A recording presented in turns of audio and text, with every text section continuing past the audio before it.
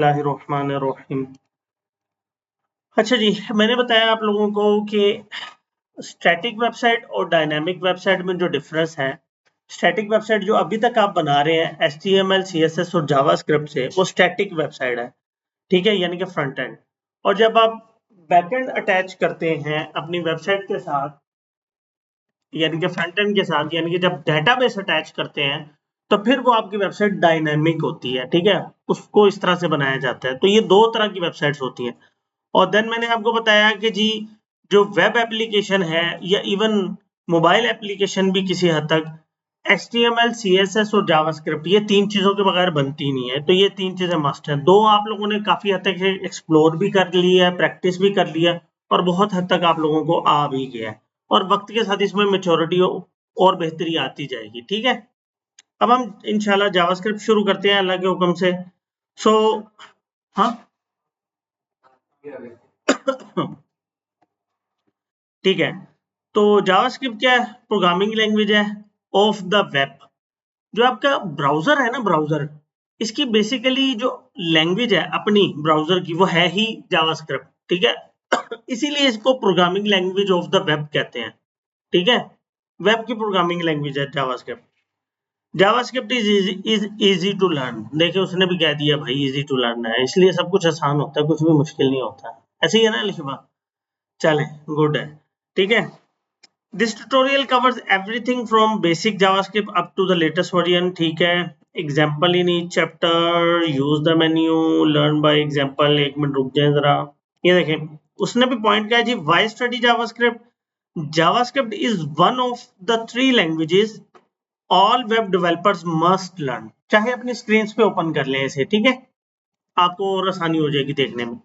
और देखिए, वो भी कह रहा है कि तीन लैंग्वेजेस हैं जो कि वेब डेवलपर्स के लिए मस्ट है लर्न करना।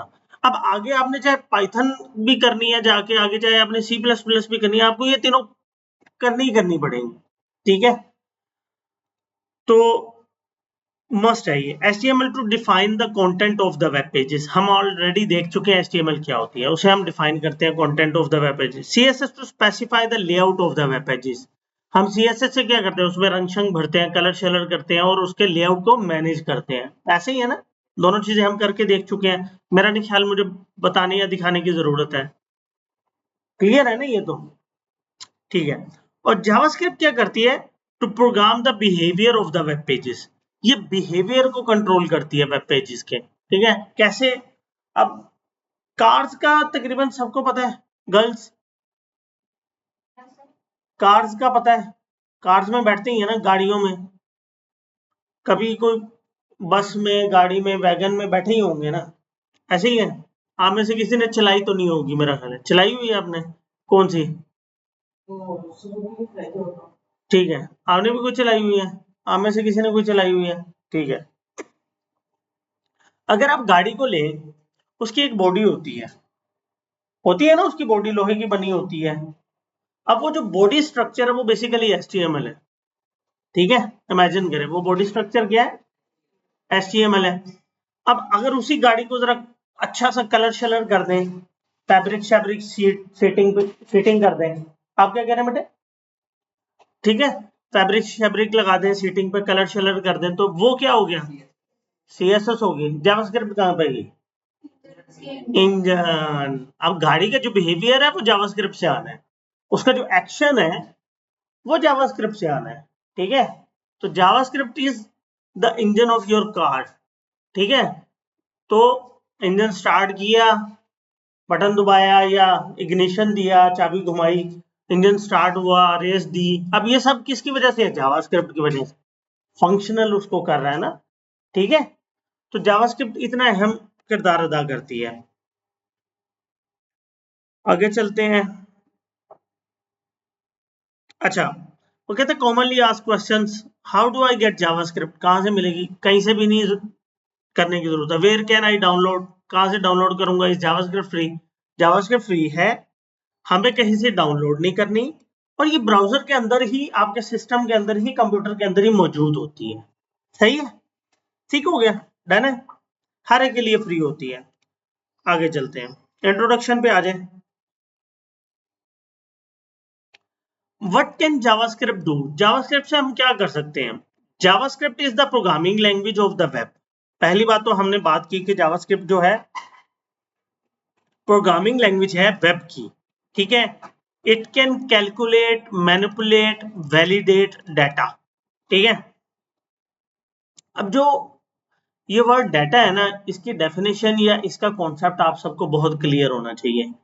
ये लाइफ में अगर आप प्रोग्रामिंग नहीं भी कर रहे ना, स्टिल डाटा बहुत ही इंपॉर्टेंट वर्ड है, बहुत इंपॉर्टेंट डेफिनेशन है इसकी। अब डेफिनेशन से मुराद वो पाकिस्तानियों वाली डेफिनेशन नहीं लेनी कि रट्टा लगाया, ठीक है। इसको समझना है कि डाटा है क्या। पता है किसी को डाटा क्या है? In one line, one word answer. नहीं पता? कोई एग्जांपल समझ लगती होगी ये डाटा है। जी बेटा आमना। मोबाइल का डाटा, डाटा जो इंटरनेट चलाता है। मसलन क्या स्टोर होता है? एक मिनट। Storage type. अच्छा अलिशबा। नहीं, डाटा को कुछ भी ज़हन में नहीं आता, कोई एग्जांपल कुछ भी जो ज़हन में आ रहा है बताएं, घबराएं नहीं, परेशानी हो। हाँ ठीक है, बिल्कुल ठीक है। तो आपको कुछ समझ लगी है इनकी बात से? नहीं, नहीं भी लगी। अच्छा अब आप बताएं। Think think think think, data क्या है? इन्होंने जो बताया उससे क्या अखज होता है, कुछ समझ लगती है? मैं क्वेश्चन पता है क्यों करता हूँ, बहुत इंपॉर्टेंट है। आपका ब्रेन जब तक थिंकिंग नहीं ना करेगा तो बात नहीं बनेगी हमारा ना। तो पाकिस्तानी होने के नाते मैं बार बार वो पॉइंट आउट भी इसलिए करता हूँ, चीजें हमारी ना कुछ आदात में शामिल है, बरसगीर की ना नेचर में है कुछ चीजें जो, जिसकी वजह से हम ना बहुत पीछे रह जाते हैं। जब अगर आप कभी, मैं तो खुद बाहर नहीं गया बट मैंने बाहर के लोगों के साथ काम किया हुआ है, यूएस के लोगों के साथ भी किया हुआ है, ऑस्ट्रेलिया के मुख्तलिफ लोगों के साथ मैंने काम किया हुआ है। उनकी थिंकिंग प्रोसेस ना बहुत डिफरेंट होता है। वो बहुत स्केड्यूल्ड होते हैं, बहुत पंक्चुअल होते हैं, और वो कम्युनिकेशन बहुत करते हैं, वो क्वेश्चन बहुत करते हैं, वो कोलैबोरेट करते हैं, वो क्या कहते हैं उसे, ब्रेनस्टॉर्मिंग करते हैं, आर-एन-डी करते हैं। आर-एन-डी के उनके बाकायदा डिपार्टमेंट्स होते हैं, आर-एन-डी के हाईली पेड डिपार्टमेंट्स होते हैं। आर-एन-डी पता है क्या होता है? रिसर्च एंड डेवलपमेंट, ठीक है। यानी कि नई चीज, नई से नई जिद्दत, नए से नया प्रोसेस, नया से नया काम, सिर्फ साइंस में नहीं, जिंदगी के हर शोबे में करने के लिए वो रिसर्च करते हैं, उसको डेवलप करते हैं, ठीक है, उसके रिजल्ट्स देखते हैं। आर-एन-डी इसको कहते हैं, ठीक है। इसलिए मैं क्वेश्चन करता हूँ बार बार कि थिंकिंग करें, जो भी आता है बोले, गलत हो जाएगा कोई मसला नहीं, ठीक है ना, बट बहुत इंपॉर्टेंट है। और आपका ब्रेन ना, हम बचपन में सुनते थे दिमाग इस्तेमाल नहीं करोगे तो जंग लग जाएगा, ठीक है। हम में से अक्सर लोगों का हाल होता है दिमाग इस्तेमाल, थक जाऊंगा। नहीं, हकीकतन जंग लग जाएगा, साइंटिफिकली प्रूव है। वो लोहे वाला जंग नहीं लगेगा। बेसिकली हमारे दिमाग में न्यूरॉन्स होते हैं, ठीक है। अब जब हम कोई चीज सीखते हैं ना, वो न्यूरॉन्स जो है ना, वो एक केमिकल, अभी आसान लफ्जों में ये समझ लें, वो एक केमिकल जनरेट होता है, चेन चेन सी बनती है, ठीक है, जो आप काम सीखते हैं। अब जब आप वो काम करना छोड़ देते हैं ना, आपने देखा आप आहिस्ता आहिस्ता भूल जाते हैं, तो क्या होता है, वो दिमाग को जंग लगता है। जंग नहीं लगता, बेसिकली वो जो चेन होती है ना, वो जो दिमाग में न्यूरॉन्स या वो जो केमिकल बना होता है, वो आहिस्ता आहिस्ता खत्म होना शुरू हो जाता है, उससे रिलेटेड वो धुंधला होता जाता है, इसलिए आप वो चीज भूल जाते हैं। तो ये जो जंग लगने की कहावत है, ये बहुत हद तक सही है, सही है। तो अब जब हम ब्रेनस्टॉर्म करते हैं ना, थिंकिंग करते हैं, अपने दिमाग को इस्तेमाल करते हैं, स्पेशली मैथमेटिक्स जो है ना, उसका बड़ा किरदार है। उससे आपका दिमाग तेज होता है, ठीक है, आपका आईक्यू लेवल बढ़ता है। आईक्यू लेवल समझते हैं? आप इंटेलेक्चुअल होते हैं, आपकी थिंकिंग बेहतर होती है, आपकी एनालिटिकल एबिलिटी बेहतर होती है, सोचने की, समझने की, देखने की, परखने की, ठीक है। तो क्वेश्चन किया करें, और जब मैं क्वेश्चन करूं तो उसका आंसर देने की कोशिश किया करें। जी नहीं, अभी भी कुछ नहीं ध्यान में आ रहा। अच्छा चले, आप बताएं मुजम्मिल। डेटा, इंफॉर्मेशन, और कुछ आता है ध्यान में? हाँ अभी नहीं आ रहा जी आसिफ। रॉ इंफॉर्मेशन, ठीक है। पर्सनल इंफॉर्मेशन भी हो सकती है, चले कुछ हद तक ठीक है। सो रॉ फैक्ट्स एंड फिगर्स, ठीक है, raw facts and figures data कहलाता है, ठीक है, पढ़ी हुई है, ठीक है ना। तो raw facts and figures data कहलाता है, ठीक है। अब डाटा होता क्या है, रॉ फैक्ट्स एंड फिगर्स क्या होती है? टाइप्स बताएगा कोई? जी अब्दुल हादी। हाँ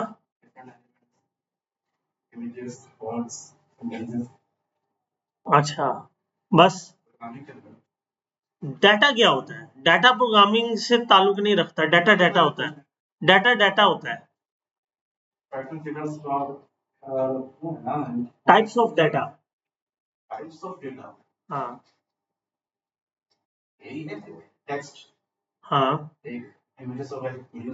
हाँ, नाउ यू आर थिंकिंग, ठीक है, तो समझ लगी। हर दिन आप लोग डाटा का इस्तेमाल करते हैं, हर दिन आप लोग टेक्स्ट का इस्तेमाल करते हैं, हर दिन आप लोग ऑडियो का इस्तेमाल करते हैं, तकरीबन हर दिन इस वक्त जो सूरत हाल है आप वीडियो का इस्तेमाल करते हैं, तकरीबन हर दिन आप इमेजेस का इस्तेमाल करते हैं, ये सब डाटा है, ठीक है। जो बड़ी बड़ी कंपनीज हैं इस वक्त, आईटी के जाइंट्स हैं, उन सबका फ्यूल डाटा है, ठीक है। फ्यूल समझते हैं, गाड़ी फ्यूल के बगैर नहीं चलती, ठीक है ना, पेट्रोल के बगैर गाड़ी नहीं ना चलती, ईंधन के बगैर। तो जो जितने भी बड़ी बड़ी ये कंपनीज हैं, फेसबुक, गूगल, इवन जो आम कंपनीज हैं वो भी डाटा के बगैर नहीं चलती, ठीक है। ये फ्यूल है किसी भी कंपनी का, ठीक है ना। अगर आपके पास डाटा नहीं है तो कैसे बात बनेगी? सपोज दैट कंट्री के पास डाटा नहीं है तो कंट्री कैसे चलेगी? अब आप बोलेंगे सर कंट्री का डाटा से क्या ताल्लुक है? नहीं समझ लगती ना, सेंस नहीं बनती। जरा थिंक, सोचे, यहाँ पे दिमाग लड़ाए।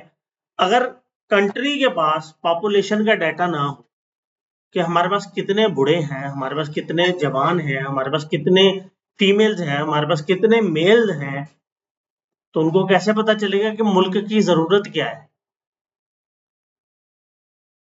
समझ लग रही है कुछ? तो डाटा बहुत इंपॉर्टेंट चीज है, ठीक है, इसको लाइटली नहीं लेना।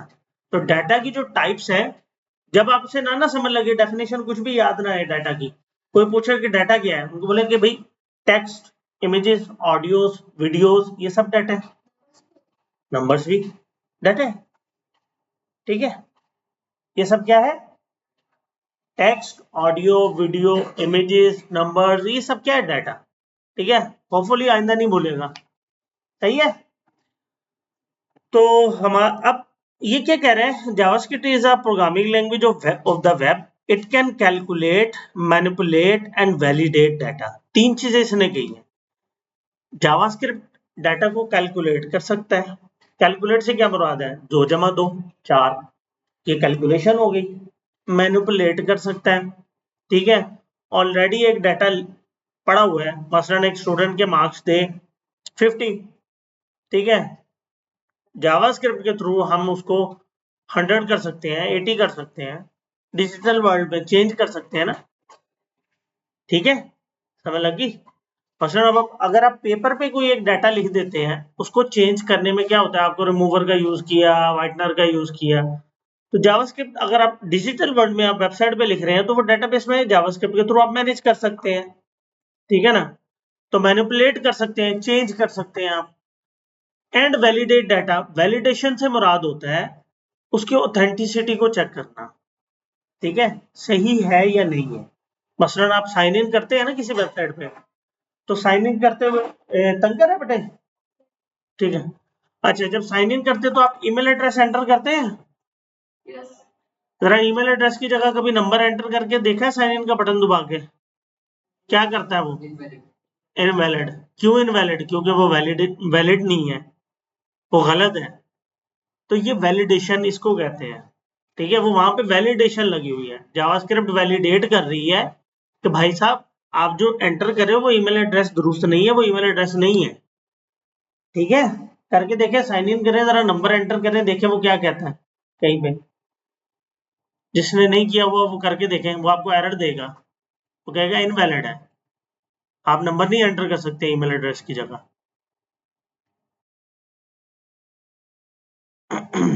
कर लें तो मुझे बताएं।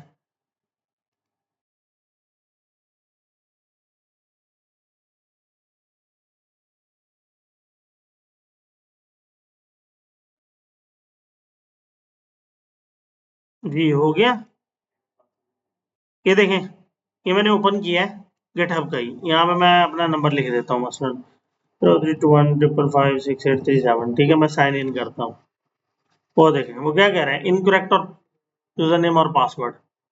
ठीक है, समझ लगी कुछ? तो इसको वैलिडेशन कहते हैं, यानी कि जावास्क्रिप्ट डाटा को वैलिडेट भी कर सकता है।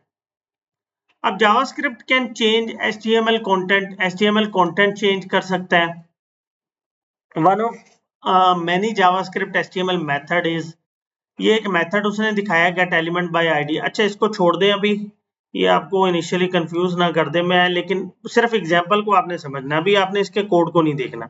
अब देखिए ये हमारे पास एग्जांपल है, वो कह रहा है कि जावास्क्रिप्ट एचटीएमएल के एलिमेंट को चेंज कर सकता है। इस ट्राई करें इसे, यहाँ पे क्लिक मी पे क्लिक करें, देखें क्या होता है आपके पास और मुझे बताएं। हाँ, क्या किया उसने, वो टेक्स्ट को चेंज कर दिया ना जो ऊपर पैराग्राफ आ रहा है। ठीक है, तो ये क्या किया उसने, मैनिपुलेट किया है, यानी कि उसने चेंज कर दिया। मैनिपुलेशन का मतलब होता है चेंज कर देना उसमें कुछ। ठीक है, आगे चलते हैं। JavaScript accepts both double and single quotes. अच्छा सिंगल और डबल कोड ले लेते हैं, ट्राई इट योरसेल्फ पे जाते हैं, यहाँ पे दोबारा क्लिक में करते हैं, ये हेलो जावास्क्रिप्ट वाला ही है ये भी। ठीक है, आगे चलते हैं, ये वाला मजेदार है। JavaScript can change HTML attribute values. हमने एट्रीब्यूट पढ़ी थी, एट्रीब्यूट के अब तकरीबन ना आपका यूजेज बहुत और भी ज्यादा शुरू हो जाएगा। जावास्क्रिप्ट ना सिर्फ एचटीएमएल में टेक्स्ट वगैरह को चेंज कर सकता है, बल्कि वो एट्रीब्यूट्स की वैल्यूज को भी चेंज कर सकता है। ठीक है, जो जैसे हमारे पास href का एट्रीब्यूट था, सोर्स का एट्रीब्यूट था इमेज में, ठीक है ना, क्लास का एट्रीब्यूट था, आईडी का एट्रीब्यूट था, ऐसे ही है ना मुजम्मिल, आमना, एट्रीब्यूट्स याद है ना हंसा? ठीक है, तो जावास्क्रिप्ट एट्रीब्यूट की वैल्यू भी कर सकते, उसने बताया भी है। In this example JavaScript change the value of source attribute of an image tag. अब ये एक इमेज टैग है बल्ब का। ठीक है, उसने दो इमेजेस लिए हुए हैं, एक बल्ब की ऑन स्टेट का, यानी कि बल्ब जब जलता है ऑन होता है, और एक बल्ब जब ऑफ होता है उसकी ऑफ स्टेट का। उसने दो इमेजेस रखे हैं। टर्न ऑन के बटन के ऊपर वो क्या करता है, इमेज के टैग में सोर्स की जगह जो ऑन वाला बल्ब है वो शो करवा देता है। ठीक है, तो देखिए जब जैसे ही मैं टर्न ऑन का बटन दबाऊंगा तो बल्ब ऑन हो गया, हमें ऐसे लग रहा है जैसे बटन दबाने से हो। इमेज चेंज हुई है बस। ठीक है, टर्न ऑफ करूंगा तो वो ऑफ हो जाएगा। सही है, अगर ट्राई इट योरसेल्फ करें तो यहाँ पे आप जाके देख सकते हैं बकायदा। ये देखें जरा, मैं आपको कोड समझाता हूँ थोड़ा सा। अब ये देखें, ये हमारे पास इमेज पड़ा हुआ है, ये वाला इमेज का टैग है, उसको उसने आईडी दी है माई इमेज, और उसमें सोर्स में एक इमेज आ रहा है pic underscore bulb off dot gif. ठीक है, बल्ब ऑफ का इमेज आ रहा है, सही है। अब ऊपर एक बटन आ रहा है टर्न ऑन द लाइट, उसमें एक एट्रीब्यूट है ऑन क्लिक, यानी कि ऑन क्लिक से क्या मुराद, वो एट्रीब्यूट बटन के क्लिक के ऊपर काम करेगा। ठीक है, उसमें उसने कुछ जावास्क्रिप्ट का कोड लिखा है, जिसमें सोर्स को उसने क्या कर दिया, pic bulb on dot gif. ठीक है, बल्ब ऑन वाला इमेज का सोर्स है, वो उसने सोर्स दे दिया किसको, इमेज के टैग को बल्ब ऑफ वाले सोर्स से रिप्लेस कर दिया। ठीक है, अभी नहीं भी समझ लगता कोई मसला नहीं है। आसान लफ्जों में हमारे पास दो इमेजेस हैं, एक बल्ब ऑन वाला इमेज है, एक बल्ब ऑफ वाला इमेज है। ठीक है, वो बटन के क्लिक के ऊपर बल्ब ऑन वाले इमेज से बल्ब ऑफ वाले इमेज को रिप्लेस कर देता है। ठीक है, ये काम हो रहा है। और जब हम ऑफ का बटन दबाते हैं तो वो ऑन वाले इमेज को ऑफ वाले इमेज से रिप्लेस कर देता है। सही है, इतनी बात समझ लगती है। ये काम जावास्क्रिप्ट से हो रहा है। ठीक है, आगे चलते हैं। JavaScript can change HTML styles. JavaScript से आप CSS भी चेंज कर सकते हैं। हमने देखा हम टेक्स्ट भी चेंज कर सकते हैं, हम एट्रीब्यूट भी चेंज कर सकते हैं, हम CSS भी चेंज कर सकते हैं। सही है, तीसरी चीज आ गई, हम तीनों चीजें पढ़ के आ चुके हैं, ऐसे ही है ना। टैग्स के दरमियान में हम टेक्स्ट कोई लिखते हैं, ऐसे ही है ना। और एट्रीब्यूट्स भी हमने यूज करके देखा है। क्यों मुजम्मिल, क्यों यूजर सिर्फ। और इसी तरह CSS भी हमने यूज करके देखी हुई है। और जावास्क्रिप्ट से हम CSS भी चेंज करके देख सकते हैं। Changing the style of HTML element is a variant of changing an HTML attribute. तो अगर हम इसे ट्राई करते हैं, तो अगर हम इस पे क्लिक करते हैं तो क्या हुआ, उसने फॉन्ट साइज उसका बढ़ा दिया टेक्स्ट का। ऐसे ही ट्राई आउट किया है ये सब हमने,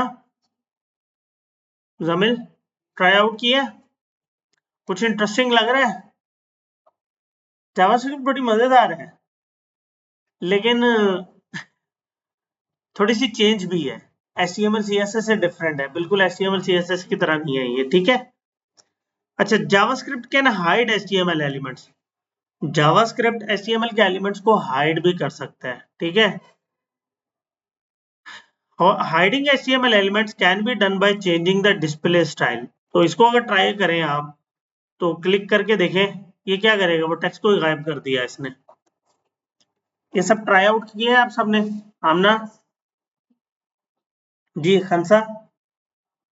अब एटलीस्ट आप लोगों को ये समझ लगी होगी, यूजरशिप किया ट्राई बेटे। ठीक है, एटलीस्ट आप सबको ये समझ लगी होगी कि जावास्क्रिप्ट से क्या हो सकता है। ठीक है, हम जावास्क्रिप्ट से HTML एलिमेंट के अंदर जो हमारा टेक्स्ट होता है उसको भी चेंज कर सकते हैं। हम जावास्क्रिप्ट से किसी एट्रीब्यूट की वैल्यू भी चेंज कर सकते हैं। हम जावास्क्रिप्ट से स्टाइल भी चेंज कर सकते हैं, CSS भी चेंज कर सकते हैं। हम जावास्क्रिप्ट से किसी एलिमेंट को हाइड भी कर सकते हैं। ठीक है ना, सही है। तो चार चीजें हमने तकरीबन देखी हैं अभी तक। फिर वो आगे एक और कह रहे हैं, हम जावास्क्रिप्ट से एलिमेंट को शो भी करवा सकते हैं। अगर हाइड कर सकते हैं तो फिर शो भी करवा सकते हैं। ठीक है ना, ऑब्वियसली बात है। तो इसको भी ट्राई करते हैं। क्लिक मैं करता हूं तो उसने एक और टेक्स्ट शो करवा दिया वहां पे। सही है, आंसर ट्राई आउट किया है, मेरे साथ साथ ही है या कहीं गुम तो नहीं गए। हमना बेटे किया ट्राई आउट जी, खनसा बेटे। ठीक है, आगे चलते हैं जी। अच्छा, कभी किसी ने जावा का नाम सुना है? जावास्क्रिप्ट के अलावा एक नाम जावा भी होता है, सुना है कभी नाम? सुना है आपने मुजम्मिल? आपने सुना हुआ है नाम? आमना, जावास्क्रिप्ट और जावा दो दो लैंग्वेजेस हैं। ठीक है, जावा जो है ना वो बहुत मशहूर लैंग्वेज है। सी का नाम तो सुना होगा, सी लैंग्वेज का नाम सुना होगा ना। सी को कहते हैं mostly mother of all languages.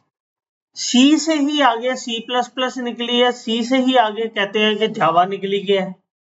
ठीक है, और इसी तरह फिर आगे जावास्क्रिप्ट भी निकली है। ठीक है, खैर वो हम कभी देखेंगे। तो ये इसने बताया कि कब, ये मैं इसलिए बता रहा हूँ ताकि आप लोग कभी कंफ्यूज ना हो कि जावा एक अलग लैंग्वेज है। यहाँ पे देखें, जावास्क्रिप्ट एंड जावा, अकेला जावा लिखा, are two completely different languages both in concept and design. ठीक है, ये दो डिफरेंट लैंग्वेजेस है, तो इसको नाम से आपने कंफ्यूज नहीं होना। JavaScript invented by Brendan Eich in 1995 and became an ECMA standard in 1997। ठीक है। अच्छा, ये डेट्स याद करने की जरूरत नहीं, आपने एक दफा पढ़ लिया इनफ है। सही है, अगेन इस चीज को जहन में रखना है कि कुछ भी याद नहीं करना, लेकिन प्रैक्टिस नहीं छोड़नी, प्रैक्टिस करनी है। सही है, आज आपको पता लग गया कि भाई जावास्क्रिप्ट को 1990s में इन्वेंट हुई थी, मुझे कोई कंफर्म डेट नहीं पता, गूगल कर लें, उसमें क्या मसला है, ठीक है ना, रट्टा लगाने की जरूरत नहीं है। तो मुझे भी नहीं आज से पहले पता था कि भाई ब्रेंडन एच, बस कहीं पे पढ़ा होगा, कभी याद नहीं था। तो ब्रेंडन एच ने जो है वो HEI जो भी इसका नाम है, इसने 1995 में ये इन्वेंट की थी और 1997 में इसका स्टैंडर्ड बना था, एक्मा स्टैंडर्ड। अच्छा, ये चीज इंपॉर्टेंट है समझने की, स्टैंडर्ड का क्या मतलब है, ठीक है। एक्मा स्टैंडर्ड का मतलब ये है कि उसके ग्लोबली रूल्स डिफाइन हुए थे, ठीक है, समझ लगी बात की। जैसे ट्रैफिक के रूल्स नहीं डिफाइन होते, होते हैं ना डिफाइन हमारे ट्रैफिक के रूल्स, अब किसी ना किसी ने तो वो डिफाइन किए हैं ना, और वो ग्लोबली सेम ही है। ऐसा तो नहीं है ना कि यहाँ पे रेड लाइट पे हम सब स्टॉप हो जाते हो तो अमेरिका में रेड लाइट पे चल पड़ेंगे, वो ग्लोबली डिफाइन हुए हैं रूल्स, सही है। पहले किसी ने ये कॉन्सेप्ट दिया होगा, फिर लोगों ने उस कॉन्सेप्ट को परखा होगा, समझा होगा, उसके ऊपर डिस्कशन हुई होंगी, फिर किसी एक जगह पे आके सबने एग्री किया कि ये ग्लोबली एक जैसा होना चाहिए, ताकि कोई भी जब कहीं पे जाए तो उसको ट्रैफिक कवानीन का जो मेजर्स हैं वो सेम ही हो। ये ना हो कि अगर बाहर जाके ग्रीन लाइट पे कोई रुक गया और रेड लाइट पे चल पड़ा है तो वो उल्टा हो जाएगा काम, ठीक है ना, एक्सीडेंट का खदशा बढ़ जाएगा। इसी तरह जब कोई प्रोग्रामिंग लैंग्वेज बनती है या कोई भी इस तरह के बहुत सारी दुनिया में काम होते हैं, उनके ना कुछ ग्लोबली रूल्स डिफाइन होते हैं, डिफरेंट ऑर्गेनाइजेशंस होती हैं या गवर्नमेंट लेवल पे ऑर्गेनाइजेशंस होती हैं जो कि फिर बैठ के, ठीक है ना, डिस्कशन करके उन चीज को ऑन करते हैं, डिफाइन करते हैं, ठीक है। तो बेसिकली एक्मा स्टैंडर्ड यानी कि 1997 में फर्स्ट टाइम जावास्क्रिप्ट के जो रूल्स हैं वो डिफाइन किए गए थे, स्टैंडर्ड बनाया गया था कि भाई इस स्टैंडर्ड को हम फॉलो करेंगे जावास्क्रिप्ट के, ठीक है। अच्छा, इसको एक्मा 262 इज द बी कहते हैं, ठीक है, is the official name of standard. ECMA script is the official name of the language. उस वक्त जब ये स्टैंडर्ड बना था ना, उस वक्त इसको जावास्क्रिप्ट नहीं कहते थे, उस वक्त इसको एक्मा स्क्रिप्ट कहते थे, ठीक है। अच्छा, ये कुछ भी याद करने की जरूरत नहीं, आगे चलते हैं, नेक्स्ट करता हूं मैं। अच्छा जी, JavaScript where to the script tag. हम जिस तरह HTML के अंदर हेड के अंदर जो सा है स्टाइल का टैग लगाते थे ना, ऐसे हमारे पास स्क्रिप्ट का टैग भी होता है और उसके अंदर हम जावास्क्रिप्ट लिख सकते हैं, ठीक है। उसके अलावा हम जैसे HTML की फाइल डिफाइन करते हैं .html के साथ, इसी तरह हम जावास्क्रिप्ट की फाइल भी डिफाइन कर सकते हैं, उसकी जो टाइप होगी .js होगी, ठीक है। स्टाइल का भी हमने CSS का भी देखा था, CSS हम तीन तरीके से डिफाइन कर सकते हैं। एक इनलाइन, हम स्टाइल का एट्रीब्यूट देते हैं अपने स्टार्टिंग टैग में किसी भी HTML एलिमेंट के स्टाइल के एट्रीब्यूट देते हैं ना, और इनलाइन स्टाइलिंग करते हैं, उसको इनलाइन कहते हैं। फिर हम इंटरनल CSS करते थे, इंटरनल स्टाइलिंग, उसमें हेड में हम स्टाइल का टैग देते थे, ठीक है, और हेड में स्टाइल का टैग देके वहां पे CSS लिखते थे। हमसा बेटे ऐसे ही है। और फिर तीसरा क्या था कि हम एक्सटर्नल फाइल बनाते थे, .css की एक फाइल बनाई, style.css, या उसका कुछ भी नाम रख लिया, ठीक है ना, और उस स्टाइल को हम लिंक के टैग के साथ हेड में इंटीग्रेट करते थे, अटैच करते थे, सही है ना, कॉल करते थे। तो जावास्क्रिप्ट कोड जो है ना, वो इसी तरह जावास्क्रिप्ट का कोड भी आप यूज कर सकते हैं। उसके लिए हम एक्सटर्नल फाइल भी बना सकते हैं और इंटरनली हम उसका टैग में भी लिख सकते हैं, ठीक है, जावास्क्रिप्ट के टैग में। तो इन HTML JavaScript code is inserted between script starting and closing tags, ठीक है। अच्छा, आगे चलते हैं। एक मिनट जरा मुझे दे, मैं ना ये थोड़ी सी थ्योरी अब स्किप करते हैं, अब थोड़ा सा ना प्रैक्टिकल की तरफ जाते हैं। मैं ये देख रहा हूँ कि कहाँ से आप लोगों को स्टार्ट करवाया जाए। सही है, इसको मारते हैं, इसको भी छोड़ देते हैं। हाँ, जावास्क्रिप्ट को ना हम मोस्टली बॉडी के क्लोजिंग टैग से पहले रखते हैं, ठीक है, उसकी रीजन है, जब ब्राउजर रीड करता है ना आपका HTML के पेज, तो वो टॉप टू बॉटम करता है। यानी कि जो आपने प्रोग्रामिंग लाइंस लिखी होती है ना, HTML लिखी होती है ना, अच्छा HTML लिखी होती है, तो वो टॉप टू बॉटम उसको रीड करता है ब्राउजर, ठीक है। अब अगर आपने जावास्क्रिप्ट पहले लिख दी है ना, अब वो जावास्क्रिप्ट किसी HTML के टैग के लिए थी, वो HTML का टैग बाद में आया है, सही है, तो वो जावास्क्रिप्ट को वो HTML का टैग नहीं मिलेगा, सही है, और वो काम नहीं करेगी, क्योंकि वो रीड करते हुए टॉप टू बॉटम आ रहा है। जावास्क्रिप्ट रीड कर ली उसने, आगे गया HTML उसे बाद में मिली, तो जावास्क्रिप्ट जब एग्जीक्यूट हुई उसे HTML ही नहीं मिलेगी। अब जब उसे HTML नहीं मिलेगी वो इश्यू हो जाएगा, ठीक है। इसलिए हम कोशिश करते हैं कि जावास्क्रिप्ट को, CSS के साथ ऐसा मसला नहीं है, हालांकि CSS भी अप्लाई नहीं होती जब तक उसे HTML वो रीड नहीं कर लेता टॉप टू बॉटम ब्राउजर, ठीक है, लेकिन वो आपको फील नहीं होगा, जावास्क्रिप्ट काम नहीं करेगी, ठीक है। ये जो टॉप टू बॉटम रीड करना है ब्राउजर का HTML के फाइल को, इसको कहते हैं पार्सिंग। क्या कहते हैं? पार्स, पार्स करता है वो इसको ना।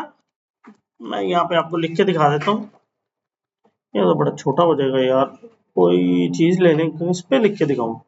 हाँ, VS कोड ओपन कर लेते हैं, चले VS कोड ओपन कर ले। एक अपनी अपना जो वर्क स्पेस का फोल्डर है, अगर आप लोगों ने बनाया है कोई भी, जहां भी आप काम करते हैं वहां पे एक प्रोजेक्ट का फोल्डर बना लें learn-js के नाम से, सही है। तो learn-js में आप एक, हम जो है ना वो जावास्क्रिप्ट के अपने जो काम है ना वो करेंगे। ये तो वो कर देता है, ये भी वो कर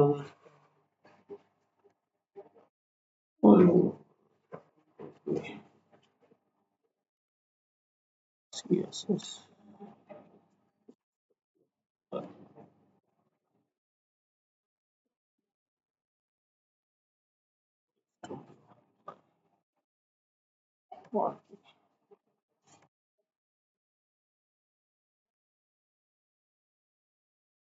ठीक है, अच्छा फोल्डर बना लिया अपना एक learn.js का, जहां भी अभी आप लोगों ने बनाना है, अगर डेस्कटॉप पे बनाना है वैसे डेस्कटॉप पे ना बनाए, मेरा सिस्टम भी चार्ज होने वाला हो गया, ये भी लगाए जरा।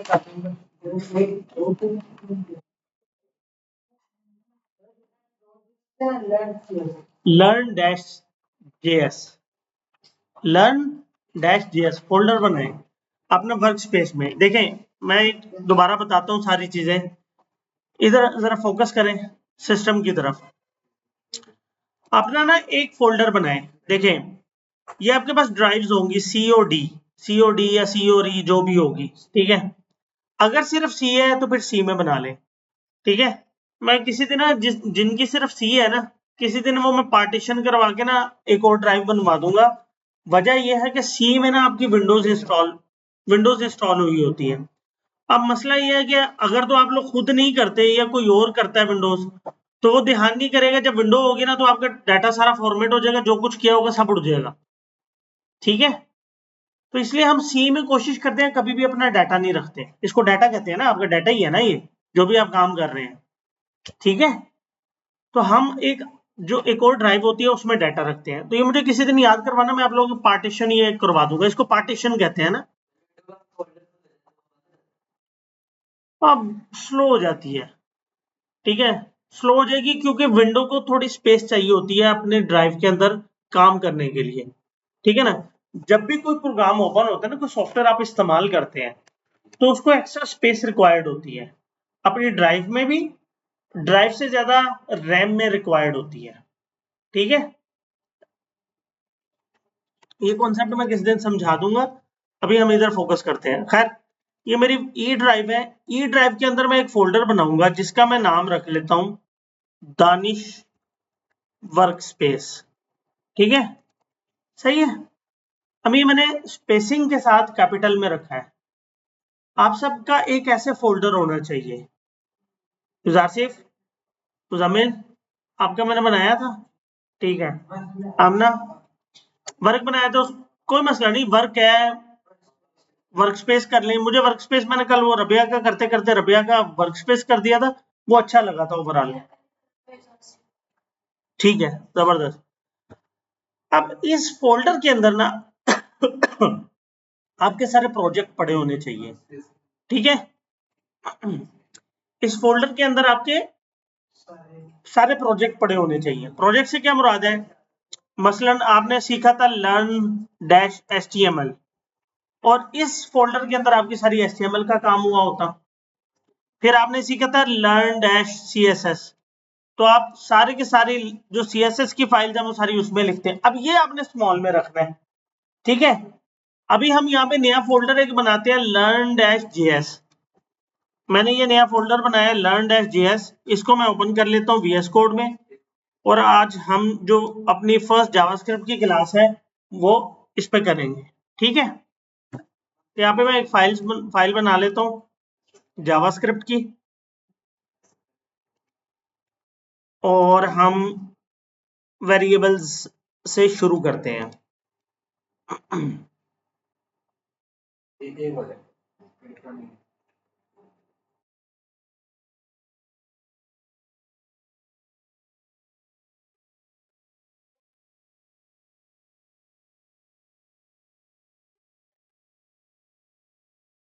ठीक है, यहाँ पे फाइल बनाए नहीं,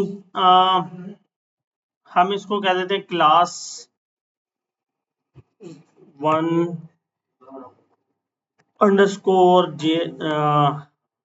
क्या इसको बोले यार, क्लास _01 कर देते हैं .js, ठीक है। .js आपने इसकी टाइप रखनी है। यहां तक जब सबका हो जाए तो मुझे बताना है आप सबने।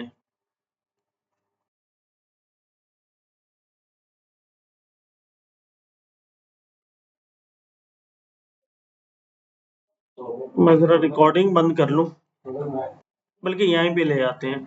मुझे याद आया कि बाकी बच्चों को भी हमने देना है, तो ये एक्सकाली ड्रा को हम यूज कर लेते हैं। अच्छा, ये आप लोग को ओपन करने की जरूरत नहीं है, मैं समझाने के लिए ओपन कर रहा हूँ, ठीक है। अच्छा, जरा समझे मैथ में सॉरी, हाँ, स्क्रीन ब्लैक कहाँ से होती है ये याद नहीं आ रहा।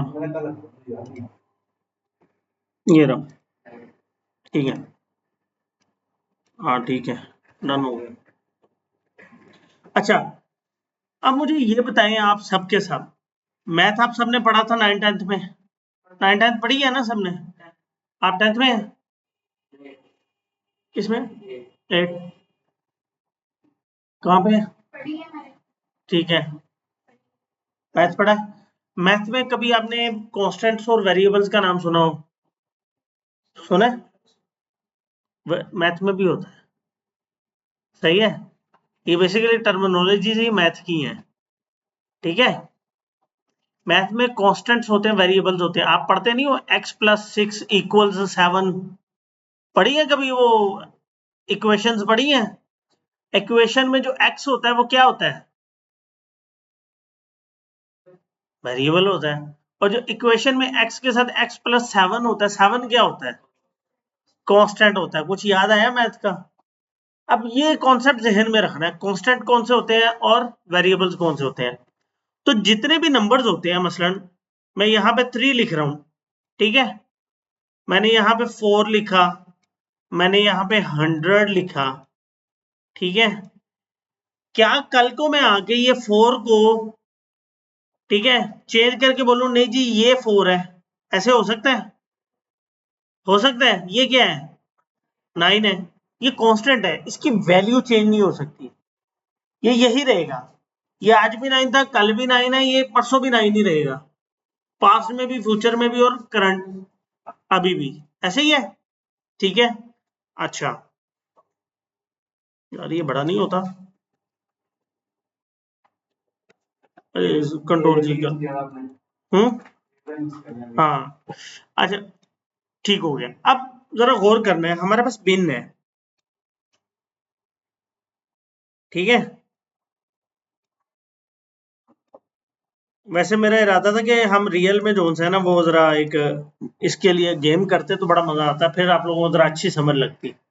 इस बिन को मैं एक नाम दे देता हूं वाई। ठीक है, सही है, ठीक हो गया।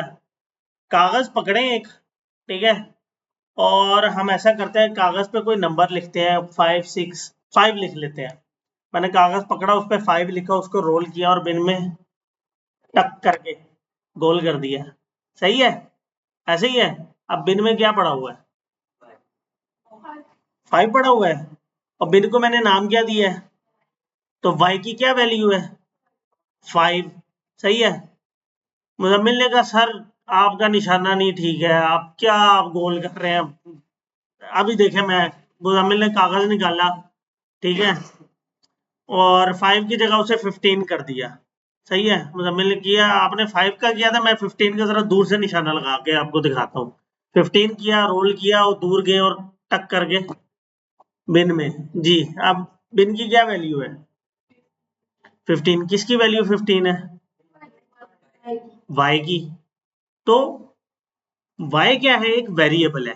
सही है, वेरिएबल यानी कि VERI,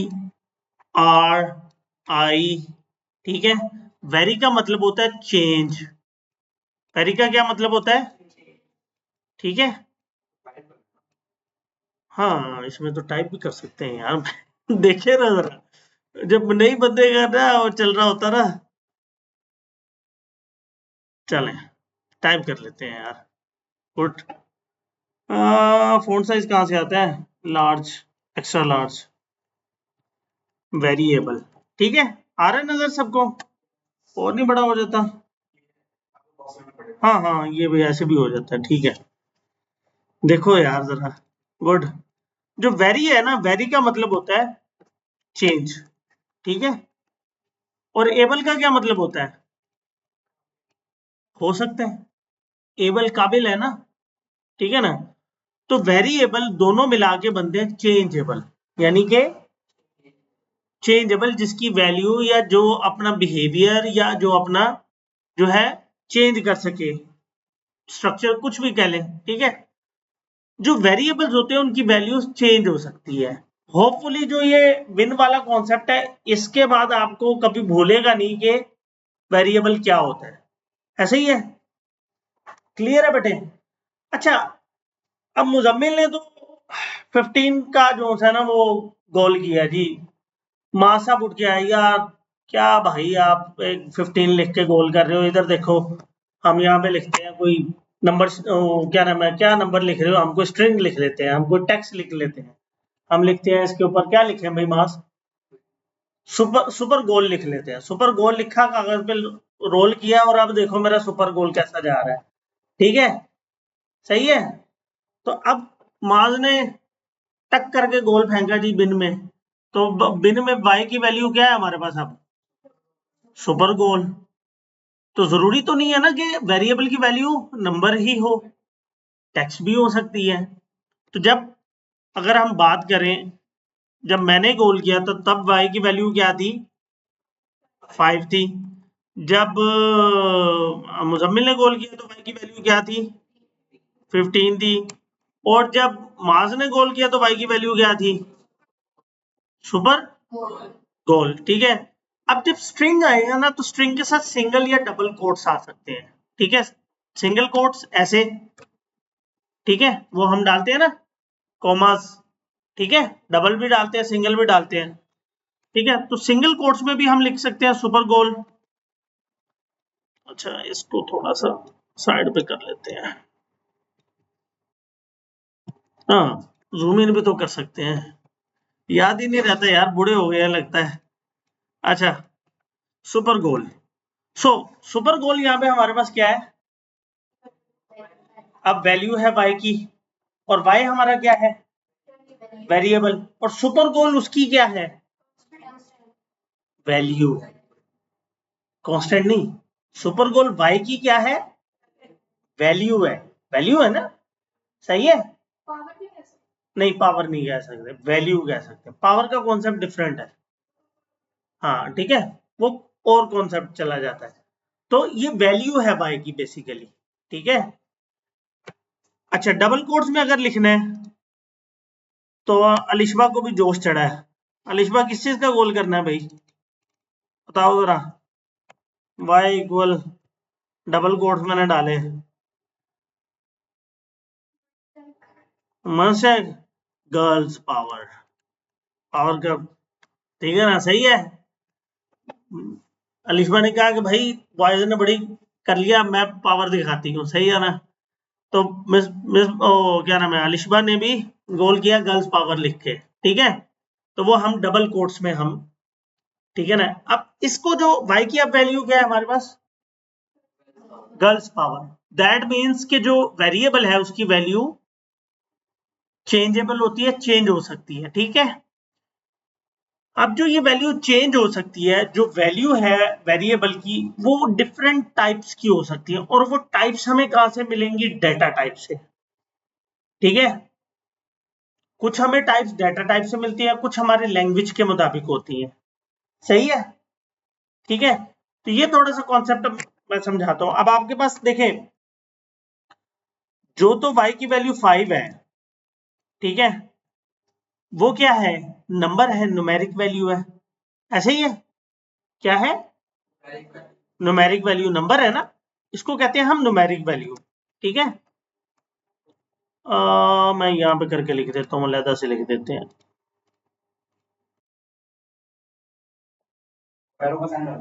हाँ, ये भी सही है, ठीक है,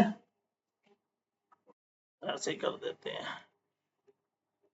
तो ये हमारे पास है जी न्यूमेरिक वैल्यू, ठीक हो गया, सही है। अच्छा, क्लियर नजर आ रहा है सबको क्लियरली। यार ये मुझे पहले क्यों नहीं याद आया इसका, ये पहले भी यूज कर लेते, बड़ा अच्छा रहता कॉन्सेप्ट डिफाइन करने में ना। वो जरा थ्योरी बोलने से ना ज्यादा ही दिमाग पक जाता है ना। क्यों मुजम्मिल, मुजम्मिल ने फर्स्ट डे कह दिया था कम थ्योरी पढ़ानी है, लेस थ्योरी। सही है, ठीक है। अच्छा, 15 भी क्या है, न्यूमेरिक वैल्यू। अच्छा, सुपर गोल क्या है, वैल्यू तो है, क्या ये न्यूमेरिक वैल्यू है, कौन सी वैल्यू है, हाँ हाँ हाँ बोलो, घबरा क्यों रही हो, वर्ड, ठीक है। और कोई, टेक्स्ट वैल्यू, ठीक है, और करीब हो गया, वर्ड हो गया, वर्ड से टेक्स्ट, टेक्स्ट और भी ज्यादा जेनेरिक हो गया, और कोई, अल्फाबेट भी कह सकते हैं, ठीक है ये अल्फाबेट, है ये वर्ड।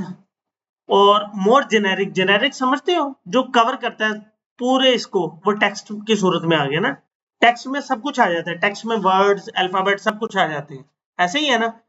बट जावास्क्रिप्ट की लैंग्वेज में भी इसकी अपनी एक नाम है, ठीक है।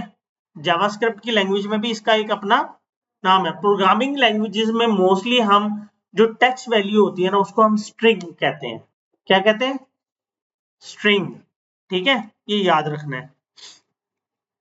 जब भी आपके पास न्यूमेरिक वैल्यू हो, टेक्स्ट वैल्यू होगी, उसको हम क्या बोलेंगे, स्ट्रिंग, STRING, ठीक है। और ये भी क्या है, ये सिंगल कोट्स के साथ था, अब ये हमारे पास क्या है, डबल कोट्स के साथ, और ये क्या है, स्ट्रिंग वैल्यू है, ऐसे ही है, क्लियर है यहां तक, चलें गुड हो गया। बातें हम जरा, अब हमने ये वेरिएबल ऐसे तो हमने समझ लिए, और हमें पता भी लग गया इसमें हमारे पास दो वेरिएबल की टाइप्स आ गई, एक हमारे पास आ गई नंबर, न्यूमेरिक, और एक ये मैं बेटे रिकॉर्डिंग आज शेयर कर दूंगा इंशाल्लाह लाजमी, क्योंकि ये बहुत इंपॉर्टेंट रिकॉर्डिंग है, ठीक है। और इससे पहले वाली जितनी रिकॉर्डिंग है ना, उसमें जरा इधर उधर की बातें ज्यादा थी, तो वो फिर मैंने इसलिए शेयर नहीं किए, ठीक है। उसमें जो नोट्स थे ना वो इनफ थे, जावास्क्रिप्ट की जो हम पढ़ रहे हैं ना, इसकी में अगर आप रिकॉर्डिंग मिल जाती है तो वो ज्यादा इंपॉर्टेंट है, ठीक है। खैर, मेरी कोशिश है हमारी ना कि हम इसको रिकॉर्ड करेंगे लेक्चर्स को कि इस तरह से कि हम यूट्यूब के ऊपर अपना जो सा ना वहां पे शिफ्ट कर दें, यानी कि रिकॉर्डिंग जो है ना, ताकि आप लोग वहां से इजीली एक्सेस कर लिया करें, ठीक है।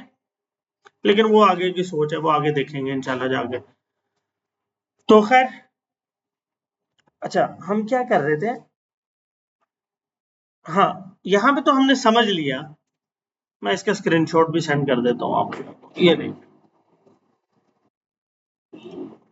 फुल स्टैक में आए,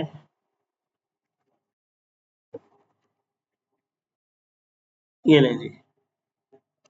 जो चीज चाहिए होती है ना मुझे बता दिया करें, ठीक है। अच्छा, अब हमने यहाँ पे इसका कॉन्सेप्ट तो समझ लिया, न्यूमेरिक वैल्यू का, स्ट्रिंग वैल्यू का। अब जरा जावास्क्रिप्ट में चलते हैं और जावास्क्रिप्ट की दुनिया में देखते हैं कि हम इन वेरिएबल्स को, इनको कैसे डिफाइन कर सकते हैं, ठीक है। अच्छा, उससे भी पहले सच मुझे याद आया कि हम वेरिएबल्स को 3 तरीके से डिफाइन कर सकते हैं जावास्क्रिप्ट में, ठीक है। मैं वेरिएबल का आपको बता चुका हूं, वेरिएबल्स इक्वल्स डाटा कंटेनर्स। वो डाटा कंटेनर्स क्या रहा है, डाटा कंटेनर्स छोड़ दें, आप लोगों को समझ लग गई है वेरिएबल्स की कोई वैल्यू होती है, वो कॉन्सेप्ट इनफ है, सही है, ठीक है ना। उससे आगे हम नहीं सोचते। तो हमें पता है वेरिएबल की कोई ना कोई वैल्यू होती है, कोई ना कोई वो वैल्यू कंटेन कर रहा होता है, ठीक है ना। अब वेरिएबल्स को डिफाइन करने के लिए 3 तरीकाकार होते हैं, 2 नए हैं, नए कह लें या मॉडर्न है, ठीक है, और एक जरा पुराना है जो अब रिकमेंडेड नहीं है, सही है। जो नए हैं हम उन्हीं की बात कर लेते हैं, पुराने वाले को छोड़ दें, ठीक है। वो हमने यूज ही नहीं करना तो उसकी बात ही क्या करनी, ठीक है ना, बाद में जाके हम देखेंगे इंशाल्लाह। तो हमारे पास एक लेट होता है, एक कॉन्स्ट होता है, ठीक है, कीवर्ड। एक क्या होता है, लेट होता है, एक कॉन्स्ट होता है। किधर गया मेरा एक्स का लीडर, अच्छा इसको इधर रख देते हैं। हमारे कॉन्स्टेंट्स भी गायब हो गए, हम वैसे कॉन्स्टेंट भी लिख सकते थे, कॉन्स्टेंट्स, ठीक है। कॉन्स्टेंट की हमारे पास एग्जांपल थी, ठीक है, और वो थे, यानी कि जैसे 9 है हमारे पास,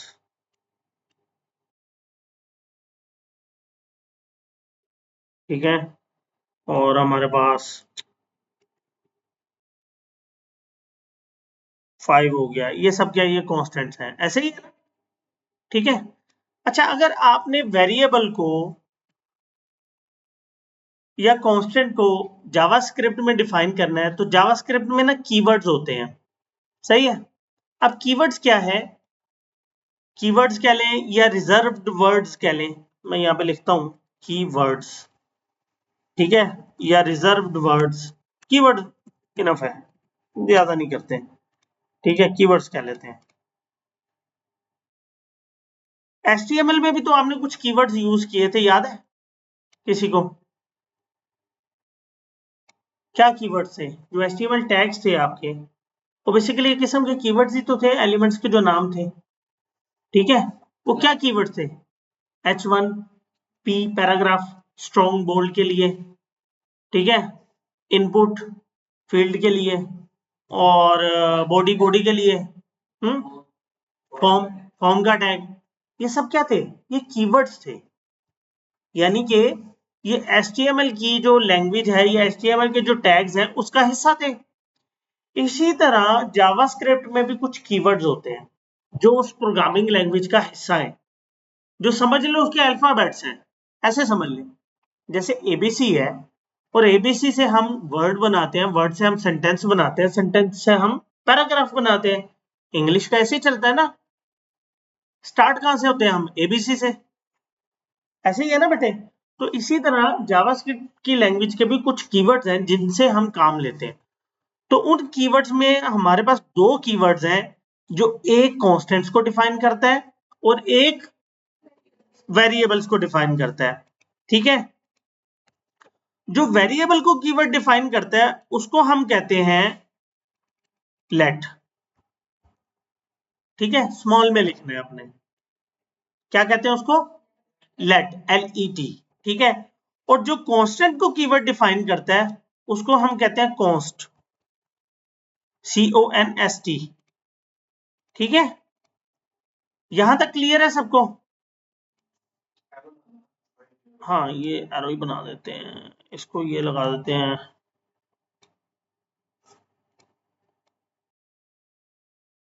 ठीक है,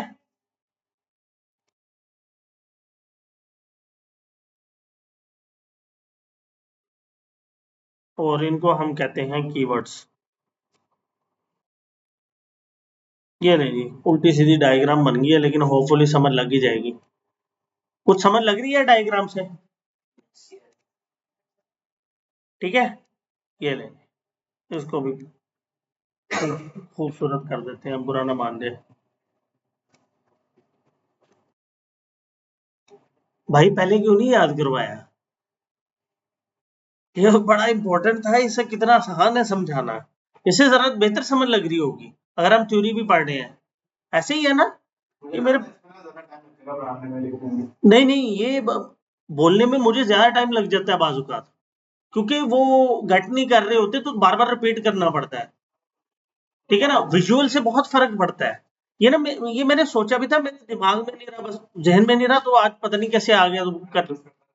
हाँ, ये बहुत जबरदस्त है इस तरह से ना, और ये इमेजेस सेव भी हो जाते हैं। ठीक है ना? हाँ, ये तो अभी मैंने रैंडमली, अभी बहुत रैंडम सी बना दी है, लेकिन ओवरऑल काफी फिर भी इससे वो हो जाएगा।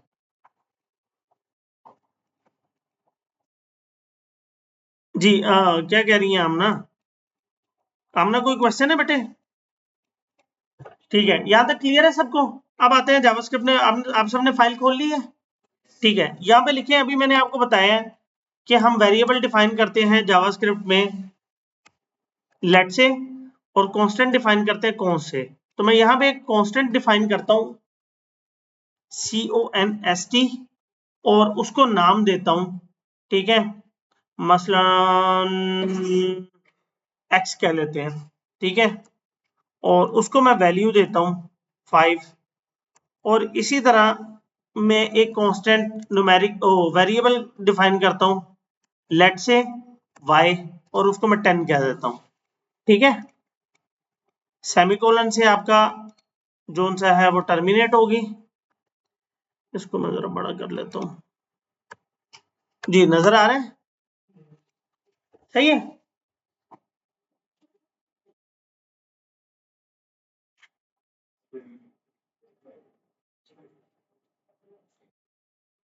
अच्छा, आपने जब भी काम करना है तो ये एक कोशिश करनी है, जब आप कांस्टेंट डिफाइन कर रहे हैं या वेरिएबल डिफाइन कर रहे हैं, तो हर लेटर के बाद जो भी आप काम लिख रहे हैं, लेटर लिख रहे हैं या कीवर्ड लिख रहे हैं, उसके बाद एक स्पेस होनी चाहिए। ठीक है, और जब आप एक इंस्ट्रक्शन या एक कमांड लिख रहे हैं, तो उसके एंड पे टर्मिनेशन के लिए सेमीकोलन होना चाहिए, वही जैसे हमने CSS में पढ़ा था। सही है? ठीक है हंसा, क्लियर है बेटे? अच्छा, जो वेरिएबल या कांस्टेंट का नाम है वो हम क्या रख सकते हैं, वो मैं अभी बताता हूँ थोड़ी देर में, और हम दोबारा जाएंगे वहां पे अपनी ड्राइंग के ऊपर, वहां पे मैं समझाता हूँ। लेकिन फिलहाल हम इसको चला के देखते हैं। सही है, अभी तक तो मेरा ख्याल है ये बहुत आसान होगा। मैथ आप लोग इसी तरह करते हैं, इसी तरह करते हैं ना? हमने कॉन्स्ट, कॉन्स्ट का कीवर्ड यूज किया, उसके आगे हमने एक कॉन्स्ट के कीवर्ड का नाम रखा, एक्स। ठीक है, यहां पे जो एक्स है वो कांस्टेंट है, क्योंकि हमने उसको बकायदा डिफाइन किया कॉन्स्ट के कीवर्ड से। ठीक है, इसकी वैल्यू अगर मैंने 5 रखी है, तो अब ये कभी भी वैल्यू चेंज नहीं हो सकती। सही है, अब x, इस x की वैल्यू 5 ही रहेगी। ठीक है, इसी तरह मैंने लेट के साथ y की वैल्यू 10 कर दी है, तो इस y की वैल्यू चेंज हो सकती है, क्योंकि ये वेरिएबल है। ठीक है, जावास्क्रिप्ट में कमेंट्स हम डबल स्लैश के साथ लिख सकते हैं, या अगर मल्टी लाइन कमेंट लिखना है तो स्लैश स्टैरिक, और फिर हमारा कमेंट, और इस तरह से। ठीक है, ये भी कमेंट है, सम कमेंट। कमेंट्स का कॉन्सेप्ट मैंने आप लोगों को बताया था कि कमेंट्स कभी भी ब्राउजर जो है वो रीड नहीं करता है। ठीक है, और कमेंट्स हम अपनी हेल्प के लिए लिखते हैं। ठीक हो गया? तो मैंने यहाँ पे कमेंट्स इसलिए लिख रहा हूं ताकि आप लोगों को जरा समझ लगे। मसलन ये क्या है? कांस्टेंट है, declaring and initialising a constant. ठीक है, ये मैं सारा समझाता हूं अभी। और यहाँ पे अगर मैं इसका कमेंट लिखूं कि ये क्या चीज है? Declaring and initialising a variable. सही है? डिक्लेयरिंग का मतलब होता है इसको डिफाइन करना। मैंने डिफाइन किया कांस्टेंट के कीवर्ड के साथ। अच्छा ऊपर देखिए बेटे, अभी आप लिखे नहीं, जब मैं लिखने का टाइम दूंगा ना तब लिखे, क्योंकि ये ना कॉन्सेप्ट बहुत इंपॉर्टेंट है। ठीक है, जब मैंने कांस्टेंट को डिफाइन करना है तो मैं वेरिएबल ये सॉरी कीवर्ड यूज करूंगा कॉन्स्ट का, और एक्स उसका जो भी नाम रखूंगा, एक नाम रखूंगा। ठीक है, और उसको वैल्यू को ही असाइन करूंगा। ठीक है, कोई वैल्यू दूंगा। ठीक है, जब हम सिर्फ इतना कर रहे हैं ना, ये जो मैंने हाईलाइट किया है कीवर्ड और उसको जो नाम दिया है, इसको करते हैं, इसको हम कहते हैं डिक्लेयर करना। इसको क्या कहते हैं हम? डिक्लेयर करना। डिक्लेयर का मतलब होता है ऐलान करना। समझ ले, ऐलान करना या डिफाइन करना। ठीक है ना? अगर आपने कभी टर्मिनोलॉजी सुनी हो, ठीक है ना, हुकूमत कहती है अपने एसेट्स डिक्लेयर करें, बताएं अपने एसेट्स, आपके एसेट क्या है, साजात क्या है। ठीक है, तो डिफाइन कर रहे हैं, आप डिफाइन करते हैं, बताते हैं, ऐलान करते हैं। ठीक है ना, कि ये कांस्टेंट है एक्स, उसको मैंने डिक्लेयर किया। और इनिशियलाइजेशन क्या होती है? इनिशियलाइजिंग अ कांस्टेंट, यानी कि उसको हम कोई वैल्यू जब असाइन करते हैं, कोई वैल्यू असाइन करते हैं। ठीक है, इसी तरह यहां पे क्या फर्क है? लेट के साथ हमने पढ़ा था हम वेरिएबल डिफाइन करते हैं। सही है, उस वेरिएबल को मैंने नाम दिया y और उसको मैंने वैल्यू असाइन की। तो अगर मैं डिक्लेयरिंग की बात करूं तो यहां तक डिक्लेरेशन है, यहां तक मैं डिक्लेयर कर रहा हूं वेरिएबल, यहां तक लेट y। और जब मैं उसे वैल्यू असाइन कर रहा हूं इक्वल के साथ, तो that is initialising a variable. यहां तक किसी को बात समझ ना लगी हो? क्वेश्चन क्लियर नहीं हुआ? क्या क्लियर नहीं हुआ? कुछ भी क्लियर नहीं हुआ? मतलब y की जैसे वैल्यू थी वो चेंज नहीं हो, y की तो वैल्यू चेंज हो सकती है। वो लेट है, लेट क्या है? वेरिएबल। आप कॉन्सेप्ट जहन में रखिए, वेरिएबल क्या है? दोबारा वापस आते हैं डायग्राम पे, कंफ्यूजन हो रही है ना। वेरिएबल क्या है? बिन याद रहेगी। जब भी वेरिएबल का नाम है, लेट का नाम है, तो वो क्या है? बिन। और बिन क्या है? चेंजेबल है। बिन की वैल्यू चेंज हो सकती है, ऐसे ही है। लेकिन जब भी कांस्टेंट आएगा तो उसकी वैल्यू चेंज नहीं हो सकती, लेकिन कांस्टेंट को भी आप लेबल कर सकते हैं। ठीक है, कांस्टेंट को भी आप लेबल कर सकते हैं। सही है, लेबल का मतलब उसको नाम दे सकते हैं, डिक्लेयर कर सकते हैं, उसका कोई नाम रख सकते हैं। मैंने 5 को कहा ये Z है, मैंने 5 को Z का नाम दे दिया है।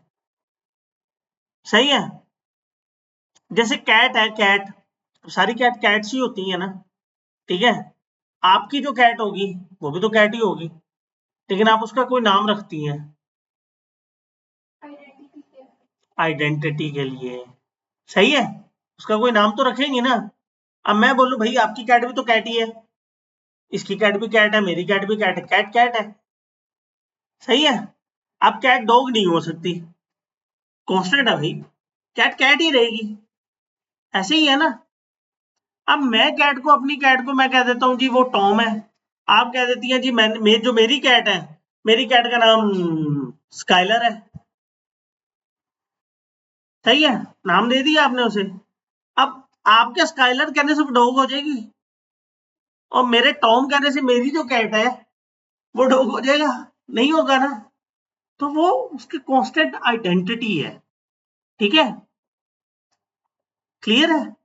तो इसी तरह हम 5 को कोई नाम दे देते हैं Z या A कह देते हैं 5 को, लेकिन उसका नाम रखा है ये हमने, ठीक है। मैं इसका नाम कैट भी रख सकता हूं। सपोज दैट अगर आपको इतना मसला हो रहा है ना, कैट का कॉन्सेप्ट समझ लग रहा है, मैं यहाँ पे x की बजाय कॉन्स्ट कैट कह देता हूँ, कैट इक्वल 5, चले नाम रख दिया, ठीक है। कुछ समझ लग रही है, ठीक है ना जी। मास मुजम्मिल, कोई क्वेश्चन आप बताएं, क्लियर हुआ या अभी स्टिल है क्वेश्चन?